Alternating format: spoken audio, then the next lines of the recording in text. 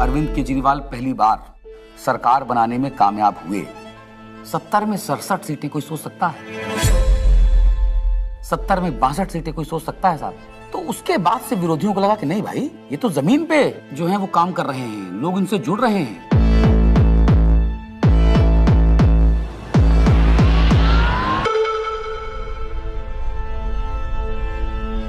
कहानी शुरू होती है तब से जहां से आम आदमी पार्टी ने पंजाब जीता। लोगों की भूख थी आम आदमी पार्टी की। उन्होंने कहा आम आदमी पार्टी हमें चाहिए।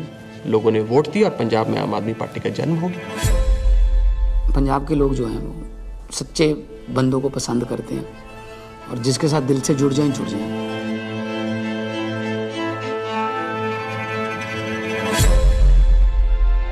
आम आदमी पार्टी गुजरात को भविष्य देगी। गुजरात की 6 करोड़ जनता के साथ मिलके एक नया गुजरात बनाएंगे जिसमें 24 घंटे बिजली होगी। और उसके बाद आम आदमी पार्टी गुजरात में जैसे ही घुसी तो वहां से एक दिल्ली के अंदर हमें चेंज आता हुआ दिखाई दिया।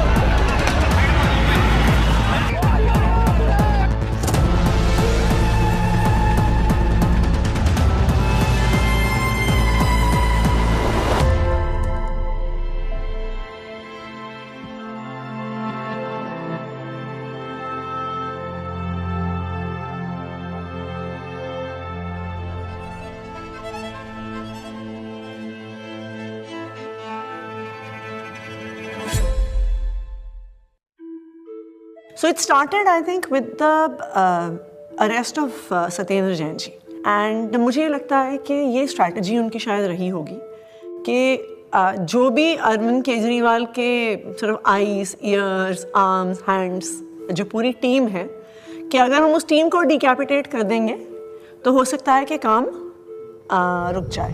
टेबल में बैठे होंगे बीजेपी के 3-4 लोग बड़े बड़े, बोले यार अब केजरीवाल को बेईमान साबित करने का क्या तरीका। किसी ने आइडिया दिया होगा कि कुछ घोटाला, बोले यार कोई घोटाला कैसे, कोई चिपकेगा नहीं इस आदमी पे। दिल्ली के स्वास्थ्य मंत्री सत्येंद्र जैन को ईडी ने हिरासत में लिया। एनफोर्समेंट डायरेक्टरेट ने सबसे पहले अरेस्ट होने वालों में मैं था। ऐसे तो कोई कर्म किए नहीं थे कि जेल चले जाएं। फिर मैंने कहा ऐसे कर्म भी नहीं किए थे मंत्री बन जाए। तो क्योंकि मुझको पूरा केस पता था तो मुझे लगा ठीक है, एजेंसी अगर अरेस्ट कर रही है थोड़े दिन में छूट जाएंगे। Why are they threatened by us? And the answer to me is very clear. आम आदमी पार्टी केवल एक सरकार या 10 नेताओं की पार्टी नहीं है। आम आदमी पार्टी एक सोच है।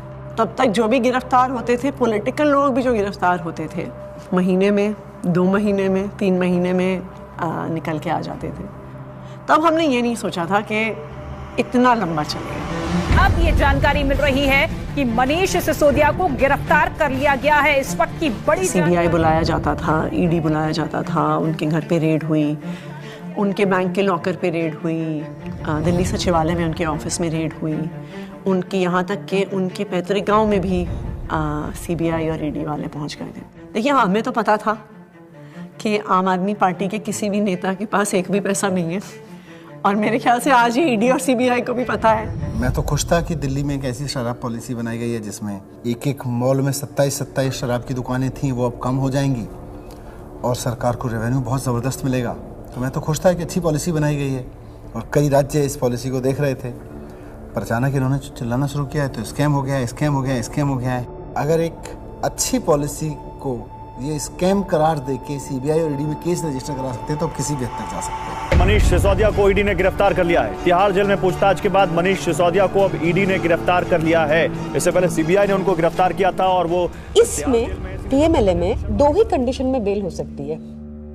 पहली कंडीशन या तो जो सरकार का इन्वेस्टिगेशन एजेंसी है वो कह दे कि केस नहीं। दूसरी कंडीशन बेल हो सकती है जब इन्वेस्टिगेशन एजेंसी द्वारा डाले गए सारे कागज जांच कर लिए जाएं। तो भाजपा की इन्वेस्टिगेशन एजेंसी क्या करती थी, लाखों की तादाद में कागज डाल दिए। अब जज साहब कितना टाइम लगाएंगे वो देखने को, 10 साल।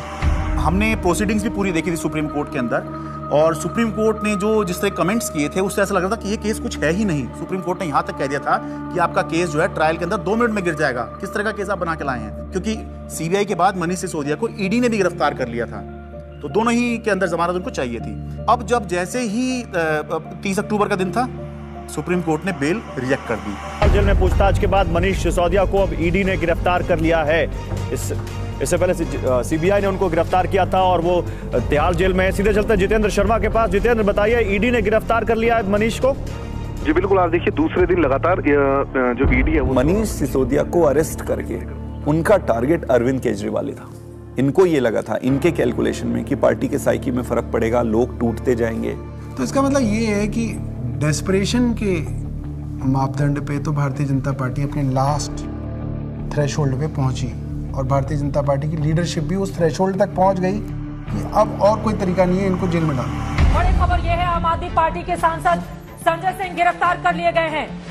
आपके सांसद संजय सिंह की हो गई है गिरफ्तारी। ईडी ने करते थे संजय सिंह, उस पर कहीं ना कहीं एक बड़ी चोट फिलहाल आम आदमी पार्टी के लिए रहेगी, लेकिन राजनीतिक रूप से ये नुकसान तो है ही, लेकिन क्या सरकार का पक्ष रहेगा शराब नीति मामले में जब ये गिरफ्तारी हुई है, इसका भी इंतजार रहेगा। अब ये अपने आप में काफी ज्यादा तो भगत सिंह ने अपनी किताब में लिखा कि उनके छोटे भाई जब उनसे मिलने आए, फांसी की सजा हो चुकी थी तब तक, उन्होंने लिखा कि उन्हें ये फिक्र है हरदम नया तर्जे जफा क्या है। जफा मतलब अत्याचार। उन्हें ये फिक्र है हरदम नया तर्जे जफा क्या है, हमें भी शौक है देखें सितम की इंतहा क्या है। इस सरकार के ऊपर बिल्कुल फिट बैठता है कि ये सितम करने पे आए हैं और हम इनकी सितम की इंतहा देखना चाहते हैं। 2200 करोड़ रुपए की रिश्वत खिलाई अडानी ने। Nothing is going on record. 2200 crore रुपए की रिश्वत आपके अधिकारियों को। संजय जी, 2200 करोड़ की रिश्वत। संजय जी प्लीज। सर वो क्या बोल रहे हैं सर? वो आप इधर बोलेंगे कि उधर बोलेंगे? जिस तरीके से पार्लियामेंट में और पार्लियामेंट के बाहर अगर अरविंद केजरीवाल और पार्टी के वॉइस को एक स्ट्रक्चर करके जनता और देश के सामने रख रहे थे, बीजेपी उससे बहुत इरिटेटेड और फ्रस्ट्रेटेड थी।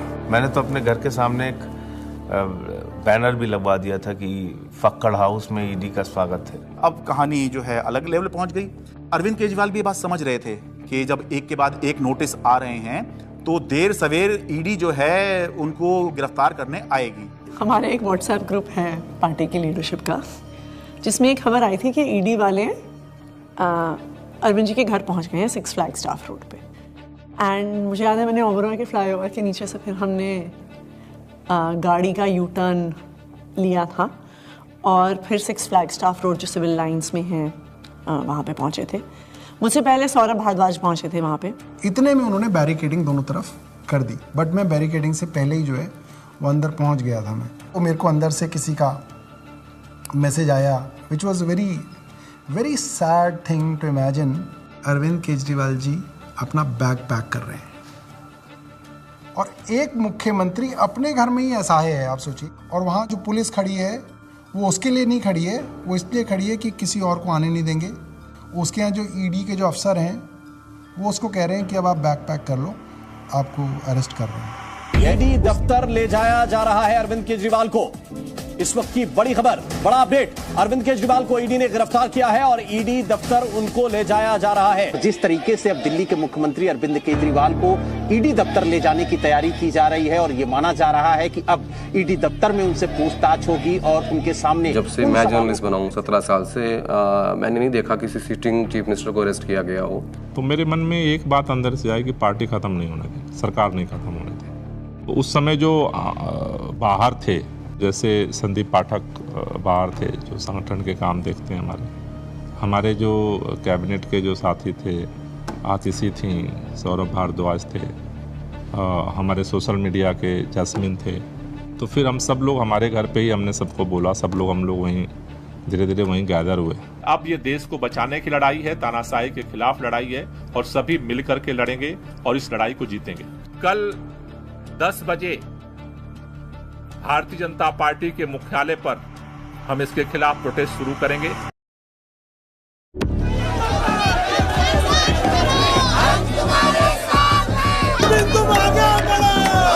सबसे पहले मैं पहुंचा वहां। हुआ ये कि लोग पार्टी ऑफिस चले गए और हम और दुर्गेश पाठक जी जो ITO वाला चौराहा है उस पर रुक गए। ITO पे मैं जब पहुंचा तो मैंने देखा कि मेरे सामने ही आतिशी और सौरभ को अरेस्ट कर लिया गया।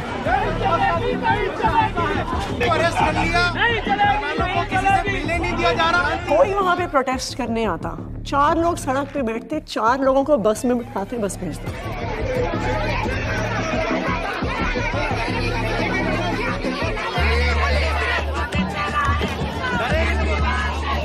ITO के ऊपर एक फुटओवर ब्रिज है, ऊपर अगर आप जाओगे तो मैं लोकेशन चेंज करता रहता था, तो कहीं एक जगह जाके ऐसे शांत खड़ा हो जाता था, फिर मैं देखता था कौन आ रहा है किधर से, तो मैं देखता था उधर से 20 लोग आ रहे हैं, तो उनमें से मैं पहचान जाता था। मोस्टली मैं ऑर्गेनाइजेशन में काम करता था तो सबके नंबर थे, तो मैं उनको फ़ोन करके बोलता था अभी रुक जाओ 10 मिनट, मैं जहाँ बोलूँगा उस डायरेक्शन में जाना।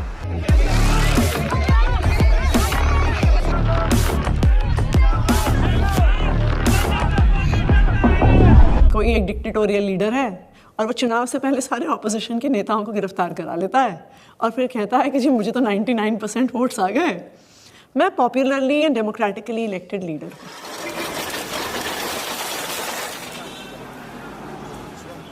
कहना है वाटर, इसको इधर रख सकते हैं बगल में,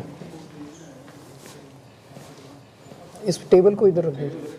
2013 में सबसे पहले लोगों ने हमें वोट क्यों दिया? हम तो कुछ भी नहीं थे, कभी कहीं सरकार नहीं चलाई थी, हम तो ये भी नहीं कह सकते थे हमने ये काम करके दिखा दिया हमें वोट दो। अन्ना आंदोलन किया था, तो अन्ना आंदोलन में लोगों ने देखा ये लड़के बड़े ईमानदार हैं, देशभक्त हैं, जिद्दी हैं, किसी चीज़ पे अड़ जाए तो करके रहते हैं। ये क्वालिटीज़ जनता को हमारी पसंद आई, इस क्वालिटी को वो ख़त्म करना चाहती थी बीजेपी, तो उन्होंने कीचड़ फेंकना चालू किया, करप्शन किया, केजरीवाल ने पैसे खाए, एक ताना बना बुना गया, लोगों को ज़बरदस्ती करके स्टेटमेंट्स दिलवाए गए, प्रेशराइज कर करके हमारे खिलाफ झूठे बयान दिलवाए गए। लेकिन कुदरत तो कुदरत है, ये क्या है, बीजेपी कुछ नहीं है कुदरत के सामने। हम लोग कुछ बाहर तिहाड़ के खड़े थे एंड आई रिमेंबर थिंकिंग कि एज ऑफ दैट टाइम हमारी कोर टीम के 5 लोग उस समय उस दीवार के उस पार थे।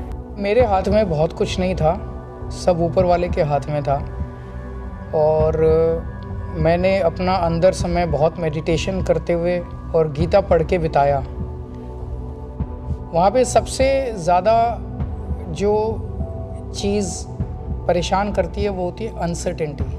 उस 17 महीने में एक बड़ा हिस्सा मेरे अंदर उस सिपाही की तरह छटपटाता रहा जो देख रहा था कि उसकी पूरी फौज बाहर युद्ध लड़ रही है, और वो सिपाही जो हमेशा युद्ध में फ्रंट पे होकर लड़ता था वो आज बैरक में बैठा हुआ है। मैंने प्रयास किया कि घर के लोग 6 महीने तक, जब तक मैं जेल में रहा, मैंने प्रयास किया कि कोई मुझसे मिलने के लिए यहाँ पे ना आए, क्योंकि कई बार परिवार के लोग सामने आते हैं मिलने के लिए तो मन में एक अनावश्यक कमजोरी पैदा होती है, तो मैंने इस चीज़ को अवॉइड किया।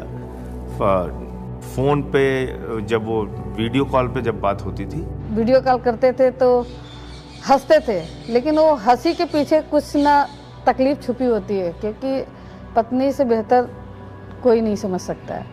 लेकिन हम लोग को लगता है चलो वो अगर दिखा रहे हैं तो हम लोग को भी ऐसे ही दिखाना। तो हमारे जैसे बच्चे भी आ गए थे, तो सारे लोग सब हैप्पी फील करते थे कि पापा हम लोग ठीक है, आप परेशान मत होना और आप ठीक से रहो। एक बारी ना कपिल मिश्रा ने आरोप लगाया था 2 करोड़ का कि सत्येंद्र जैन ने अरविंद केजरीवाल को 2 करोड़ की रिश्वत दी। तो मेरी बेटी स्कूल में पढ़ती थी, तो उसका नाम स्कूल में 2 करोड़ ही रखा गया था। तो बच्चों के लिए बहुत, मुझे लगता है ये दौर ऐसा चल रहा है जिसमें कि बच्चों को भी स्पेयर नहीं किया जा रहा है।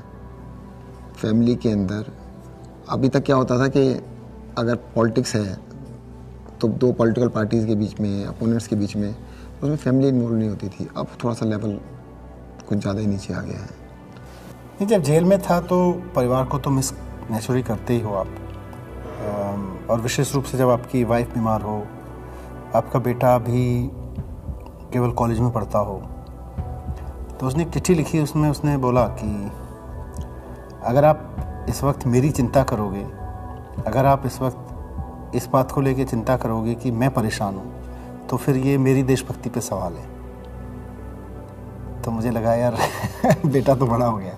आपने अगर मेरी चिंता में जरा भी वक्त जाया किया तो फिर वो मेरी देशभक्ति का अपमान होगा।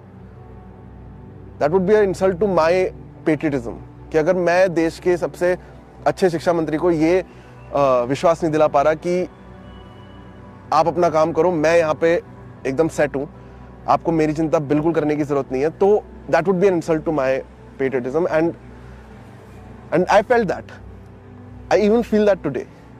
फ़ोन आता था, 5 मिनट का फ़ोन होता था वो डेली जो आता था, तो उसमें ऐसा तो नहीं है कि मैं ये कह दूँ कि मैं बीमार बहुत हूँ या मैं कुछ भी हूँ, हाँ सब ठीक है, खाना खा लिया, हाँ इतना होता था। जो ड्रेडेड क्रिमिनल्स होते हैं ना, उनको सोलिटरी कन्फाइनमेंट में 2 हफ्ते से ज़्यादा नहीं रखते, उसको इनह्यूमन माना जाता है। तो मुझे लगातार कई महीने तक सेकेंड फेज के अंदर सोलिटरी कन्फाइनमेंट में रखा गया। सॉलिटरी कन्फाइनमेंट में आप जेल ऑफिसर्स और मेडिकल स्टाफ, इनके अलावा आप किसी से बात नहीं कर सकते। सो आई वॉज ऑल अलोन। आपको चाहिए कोई बात करने के लिए, गप्पे मारने के लिए, अपने मन की भड़ास निकालने के लिए, कुछ भी बोलने के लिए, वो अलाउड नहीं था।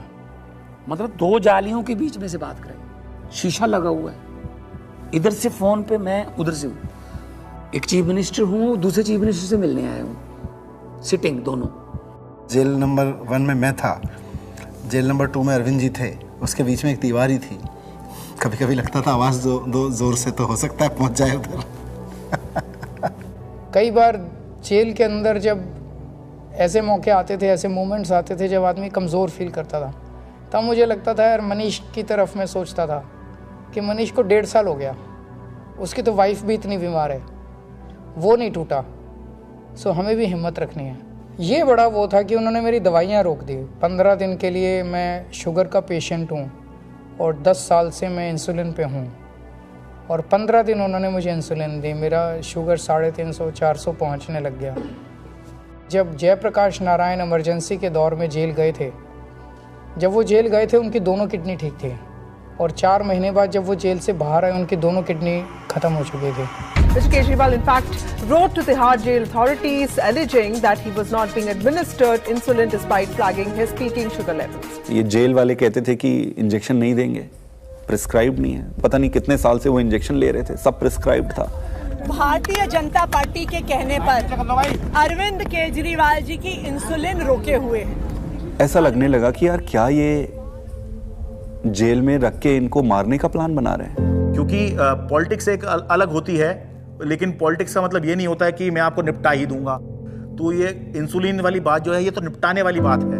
विरोधी होते हैं राजनीति में, लेकिन दुश्मन नहीं होते। कोर्ट के आदेश पर डॉक्टर्स की कमेटी बनती है, उसके बाद जो है इंसुलिन दी जाती है। आम आदमी पार्टी का मोराल जो था वो डाउन था। क्यों? कि आम आदमी पार्टी जो है वो 2 चीज पे चलती है, केजरीवाल का नाम और वॉलंटियर का काम। वो दौर थोड़ा ऐसा था कि लगा था कि अब आम आदमी पार्टी जो है वो अब बचेगी नहीं, क्योंकि केजरीवाल के बाद कौन। कई बार ऐसे क्षण आए, ऐसे मोमेंट्स आए जब लगा कि अब तो सब खत्म हो गया, अब सब बर्बाद हो गया, अब there is no coming back from this, we have hit rock bottom.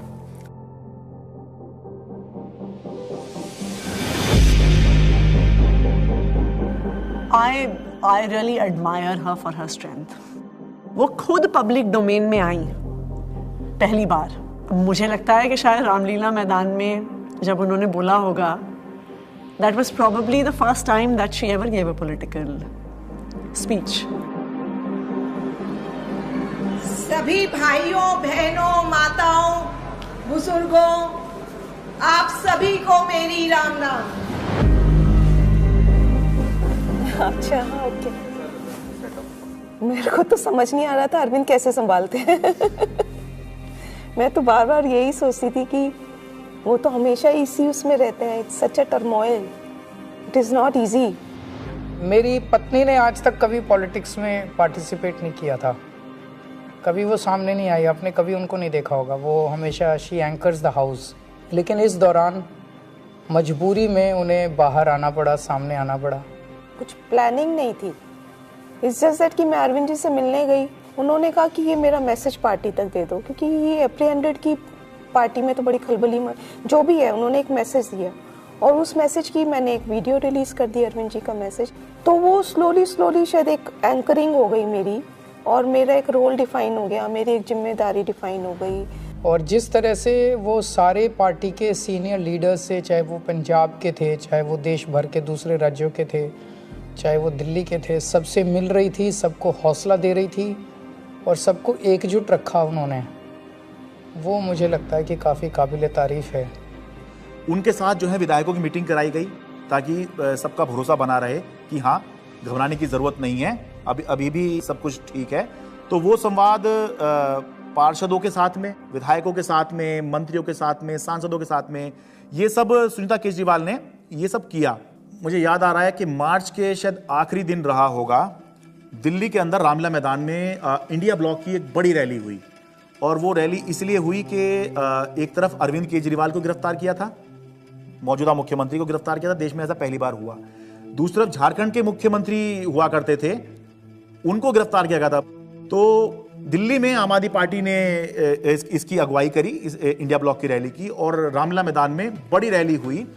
और उस रैली का जो अचीवमेंट था कि इंडिया ब्लॉक के सारे बड़े नेता उस एक मंच पर आ गए, अपनी सारी जितनी भी उनकी आपसी विवाद हैं, आपसी मतभेद हैं, जो होता है, होगा भी, पहले भी था, आगे भी होगा, लेकिन उसके बावजूद भी जब अरविंद केजरीवाल की गिरफ्तारी का मुद्दा था तो उसको लेकर सोनिया गांधी, प्रियंका गांधी, राहुल गांधी, ये तीनों जो हैं उस दिन इंडिया ब्लॉक की रैली में आए और सारे बड़े नेता जितने गठबंधन में हैं, चाहे वो अखिलेश यादव हों, शरद पवार हों, और उससे जो है एक माहौल बना कि बीजेपी से लड़ने के लिए, या बाद में बीजेपी ने जब ये इंडिया गठबंधन बनते देखा तो एनडीए भी कहना शुरू कर दिया, उससे पहले बीजेपी ही चल रही थी। एनडीए से लड़ने के लिए एक इंडिया ब्लॉक जो है वो अब बन गया है, जिसमें मिलके जो है बीजेपी को चुनौती दे सकते हैं। भारतीय जनता पार्टी इसलिए इस मॉरल वॉर को हार गई क्योंकि हमारे तमाम नेताओं के गिरफ्तार होने के बावजूद भी हम एक दिन भी डिफेंसिव नहीं थे। ये जेल भेज दें, कितने मुकदमे हमारे पे रोज चल रहे हैं, कोर्ट की तारीख आती है, जाते हैं, भुगतते हैं, पुलिस वाले आते रहते हैं, एसएचओ बदलते रहते हैं, रोज मुकदमे होते रहे। आम आदमी पार्टी का जो डीएनए है वो भारतीय जनता पार्टी के आगे झुकेगा नहीं, दबेगा नहीं, रुकेगा नहीं, और आम आदमी पार्टी इसीलिए जिंदा है। एक अहम मुकाम जो था इस संघर्ष का तब आया जब अचानक से 2 अप्रैल को सुप्रीम कोर्ट ने संजय सिंह को जमानत दे दी। संजय सिंह को जमानत मिल गई है। आम आदमी पार्टी के सांसद संजय सिंह को जमानत मिल गई। जश्न का वक्त नहीं है, जंग का वक्त है। संघर्ष के लिए तैयार हो जाओ, जम के लड़ेंगे और लड़ेंगे। That was the time at which I felt कि शायद हमारी इमोशंस बाहर निकल कर आई। एंड जिस दिन मनीष जी की बेल हुई थी, और मुझे याद है उस दिन I was at a school inauguration. I am not very prone to being, मैं बहुत ऐसे इमोशनल व्यक्ति नहीं हूँ, पर उस दिन तो मैं स्टेज पर ही रोने लग गई थी। मैं एक पब्लिक उसमें थी, इनॉग्रेशन में थी। मनीष सिसोदिया को सुप्रीम कोर्ट से जमानत। इन्होंने स्टडी तो पूरा किया और उन्होंने सीढ़ी भी ठीक बनाई थी, बट वो सीढ़ियाँ ना, इसको ये नहीं पता था कि सारे केजरीवाल के रंग में रंगे हुए। डिले किया जा रहा है, डिले पर डिले, वो मनीष सिसोदिया की तरफ से नहीं, जब बल्कि प्रक्रियागत है। और तुमने सारे के सारे रिसोर्सेज यूज कर डाले, तुमने ईडी यूज कर डाला, तुमने सीबीआई यूज कर डाली, एसीबी यूज कर डाली, विजिलेंस यूज कर डाला, दिल्ली पुलिस यूज कर डाली, सारा मीडिया का नैरेटिव यूज कर डाला, पूरी पावर तुमने, मतलब कितनी गन पावर है बीजेपी की, आपने सब कुछ यूज करके इन सारे लीडर्स को अरेस्ट कर लिया। उसका रिजल्टेंट क्या है? 0। आम आदमी पार्टी के पूर्व मंत्री और वरिष्ठ नेता सत्येंद्र जैन को आखिर दिल्ली के राउज एवेन्यू कोर्ट से जमानत मिल गई है। हमें पता तो था ही कि आज नहीं तो कल, कल नहीं तो परसों बाहर तो आना ही है, क्योंकि हमने कुछ किया नहीं है। अगर हमने कुछ किया होता तो शायद हम बीजेपी ज्वाइन कर लेते, जैसे बाकियों ने किया। अरविंद केजरीवाल को जमानत मिल गई है। जिस खबर का इंतजार आम आदमी पार्टी के नेता कार्यकर्ता लंबे वक्त से कर रहे थे, वो खबर आ चुकी है। अरविंद केजरीवाल को जमानत मिल गई है। अभी की बहुत बड़ी खबर, दरअसल अदालत तो ये इलेक्शन डिफाइन करेगा कि आम आदमी पार्टी कहां जाएगी, और अगर ये इलेक्शन अरविंद केजरीवाल जीतते हैं तो वो उस लीग में आ जाएंगे जहां पर ये चर्चा होने लग जाएगी कि अगर 2029 में लोकसभा का चुनाव होगा तो क्या अरविंद केजरीवाल प्रधानमंत्री का एक चेहरा हो सकते हैं, वो चर्चा होगी? नहीं, मैं कभी अपने आप को ऐसे नहीं सोचता कि मैं कभी पीएम बनूंगा, या कभी ऐसे भी नहीं सोचा था कि मैं सीएम बनूंगा। सो पीएम बनना मेरी ज़िंदगी का कोई मकसद नहीं है, लेकिन जो भी सरकार आए इसे ख़त्म करना होगा। मैं चुनाव के टाइम में चुनाव लड़ो, आपस में एक दूसरे को गाली गलौज मत करो, आपने जो काम किए वो जनता के सामने रखो, आप जो विज़न लेके आए हो वो जनता के सामने रखो। जनता को जो पार्टी पसंद आएगी उसको जिताएगी। जीतने के बाद सारी पार्टियों को मिलके फिर काम करना चाहिए, देश के लिए काम करना चाहिए, चाहे पक्ष में हो विपक्ष में हो। विपक्ष को कंस्ट्रक्टिव क्रिटिसिज्म करना चाहिए ताकि सरकार अच्छा काम कर सके, लेकिन एक दूसरे का जेल में डालना ये अच्छी राजनीति नहीं है। मैं दिल्ली की जनता से पूछना चाहता हूं, मैं देश की जनता से पूछना चाहता हूं कि क्या केजरीवाल ईमानदार है कि गुनहगार है? दोस्तों, 2 दिन के बाद, आज से 2 दिन के बाद मैं सीएम की कुर्सी से इस्तीफा देने जा रहा हूं, और मैं तब तक सीएम की कुर्सी पे नहीं बैठूंगा जब तक जनता अपना फैसला ना सुना ले। Did you anticipate his resignation and why did he resign? रुके न जो, रुके न जो, झुके न जो, दबे न जो, मिटे न जो, हम वो इंकलाब हैं, जुल्म का जवाब हैं, हर शहीद हर गरीब का हम ही तो ख्वाब हैं। रुके न जो, झुके न जो, जी रहे हैं इसलिए कि प्यार जग में जी सके, प्यार जग में जी सके, प्यार जग में जी सके। जब हमने पार्टी बनाई थी तब सभी नेताओं और मीडिया ने कहा था कि इनकी एक भी सीट नहीं आएगी, लेकिन जनता ने मुझे मुख्यमंत्री बना दिया। जब हमने 2014 में असूलों के आधार पर सरकार छोड़ी तो इन सब ने फिर शोर मचाया कि आम आदमी पार्टी खत्म हो गई, अरविंद केजरीवाल खत्म हो गए। लेकिन फिर जनता ने हमें 67 सीटों के साथ जीत दिलाई, और 2020 में हमने वो कर दिखाया जो किसी ने सोचा भी नहीं था। हमने अपने काम के नाम पे वोट मांगे, शिक्षा और स्वास्थ्य के नाम पे वोट मांगे। सबने कहा कि इस देश में शिक्षा और स्वास्थ्य पर कोई वोट नहीं देगा, लेकिन जनता ने फिर सबको गलत साबित कर दिया। जनता ने कहा, अगर आप हमारे लिए काम करोगे तो हम आपको पावर देंगे। मैंने तो राजनीति में इतना ही सीखा है कि जब जनता अपना मन बना लेती है तो भले ही उनके सामने कितना बड़ा तानाशाह हो, पूरे सिस्टम की ताकत हो या बड़ी बड़ी पार्टियां हों, जनता सबको ध्वस्त कर देती है। जनता के सामने किसी का अहंकार नहीं चलता, और जनता से बढ़कर कोई अदालत नहीं है। इसलिए मैं जनता के बीच जाऊंगा और अब जनता फैसला करेगी। जुल्म का जवाब है, हर शहीद हर गरीब का हम ही तो ख्वाब हैं। रुके न जो।